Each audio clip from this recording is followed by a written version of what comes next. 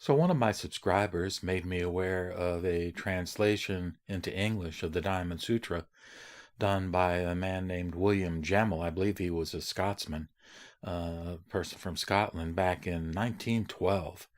And I was able to get a hold of a copy of this from a publisher called Forgotten Books, and they actually, try to republish books in exactly the same form in terms of how they appear, as far as the actual content of the book when they were first published. So, in any case, I'm going to go ahead at some point and recite this version of the Diamond Sutra on an unabridged basis.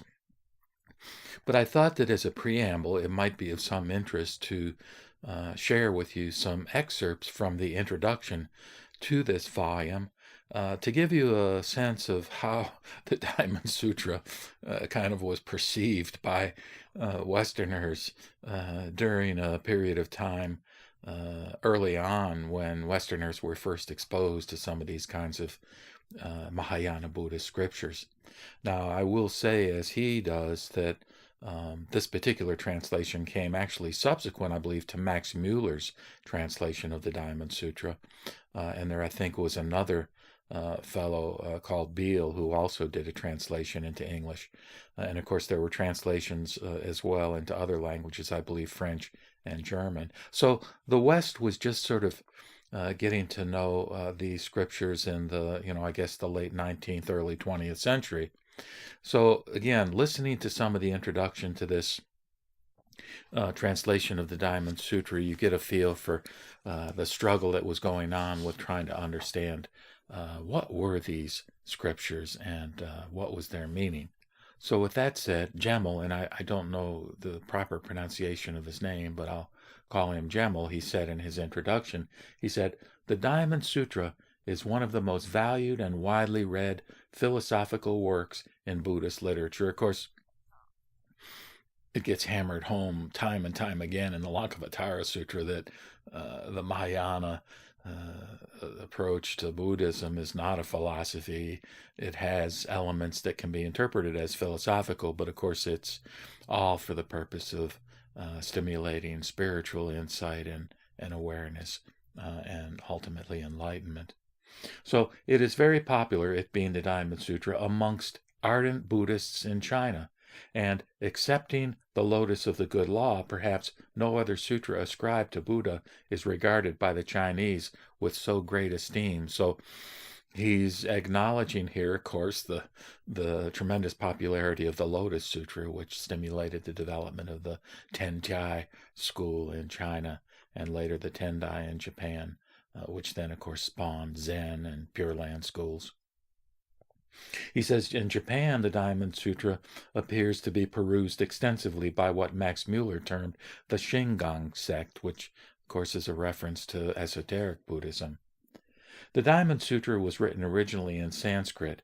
It represents the Mahayana school of Buddhist thought, a school founded by Nagarjuna. Now, whether modern scholars would attribute the actual founding of Mahayana to Nagarjuna per se, Nagarjuna was obviously a tremendously important figure, and you'll note that I have recited or am reciting some of his fundamental verses on the middle way, along with some of the introductory comments related to that profound text. By the way, he spells Nagarjuna Nagardjuna. And let me share what he says in a footnote regarding Nagarjuna.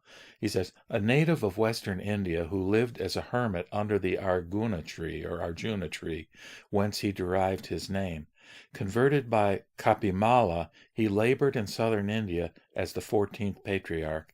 He is the chief representative, if not originator, of the Mahayana school, the greatest philosopher of the Buddhists, and as such styled, quote, style meaning is referred to as, quote, one of the four suns which illuminate the world.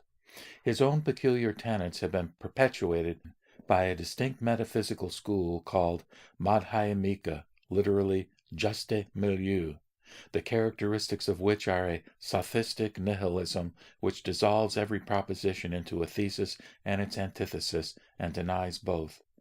The soul, said Nagarjuna, has neither existence nor non-existence.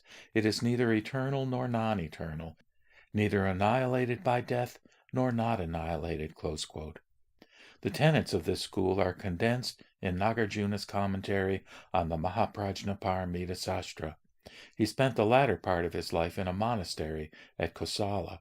Correct date probably AD 194. After his death, he received the title Bodhisattva. He is the author of many sastras. So anyhow, that's interesting. And of course, next we see reference to the great translator, the great Chinese translator Kumarajiva, where Gemmell says, to Kumarajiva, a native of Kashmir who gained distinction as a monk of the latter Shin dynasty, AD 384 to 417, is conceded the honor of having first translated the Diamond Sutra into the Chinese language. And one thing I learned about Kumarajiva from other sources is that he had a tremendous department of translators, because in China they were really wanting to fathom these scriptures that came from India, and translation was a big activity that was supported, I think, by the government at that time.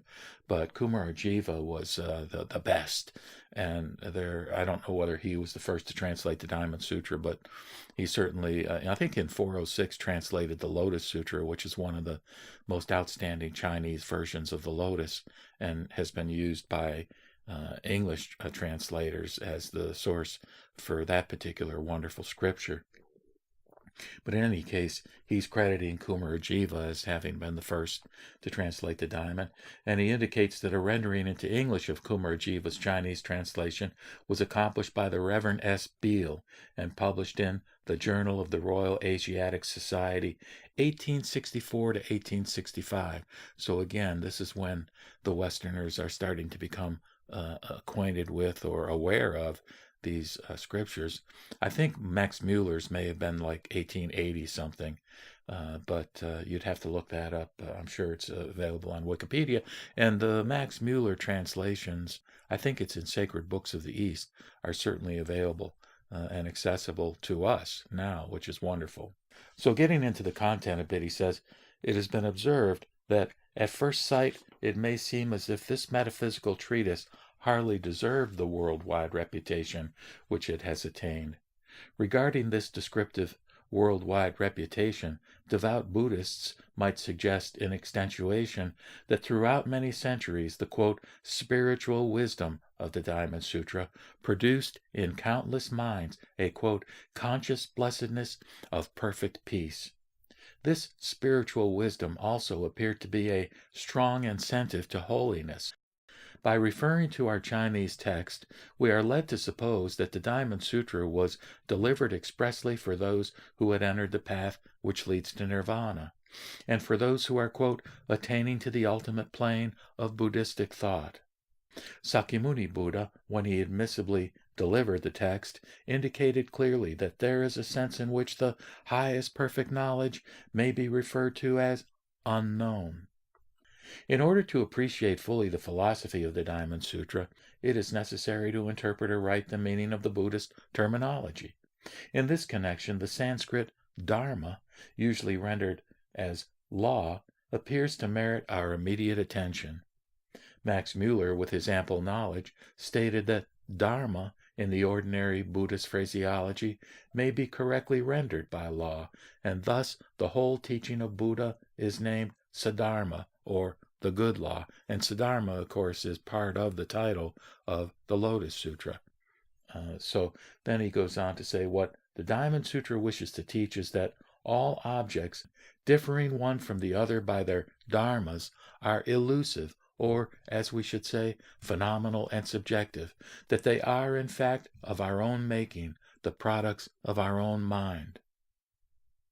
Rhys Davids, in his useful volume called Buddhism, indicated that dharma, which in Pali he says is dhamma, is not law, but that which underlies and includes the law, a word most often difficult to translate, but best rendered here by truth and righteousness. That's according to Davids.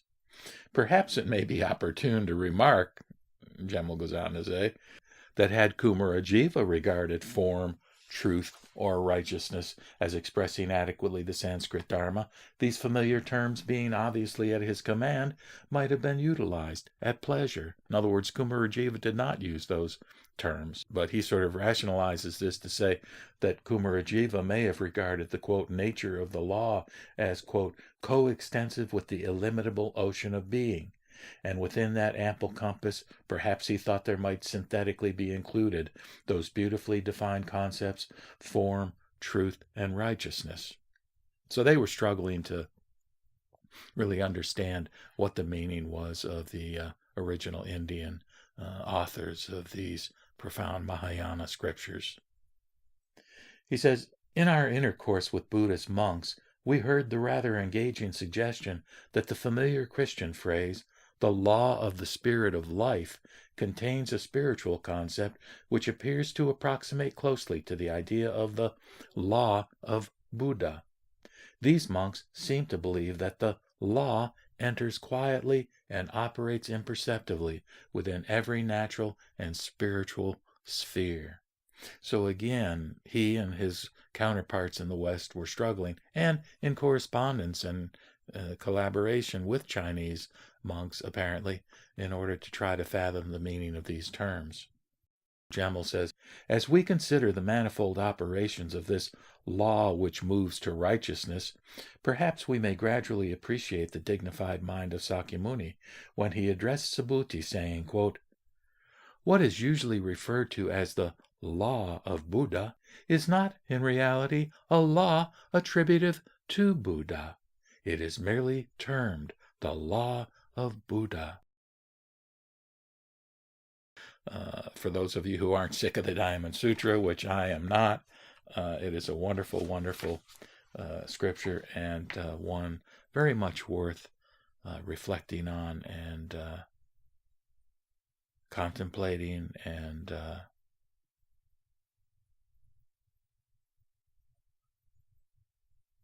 opening oneself to, such that it becomes a stimulus for, as the Lanka would say, intuitively realizing that the truth that is being expressed by it goes beyond the words on the page, well beyond.